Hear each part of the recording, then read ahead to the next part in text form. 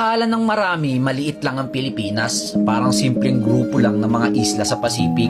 Pero ang totoo, halos kasing laki ito ng Italy at may humigit kumulang 118 milyon na tao. Mas marami pa ang tao rito kumpara sa pinagsamang Spain, Belgium at South Africa. Binubuo ang bansa ng 7,741 na isla, pero higit sa kalahati ng populasyon ay nakatira sa isang isla lang, ang Luzon.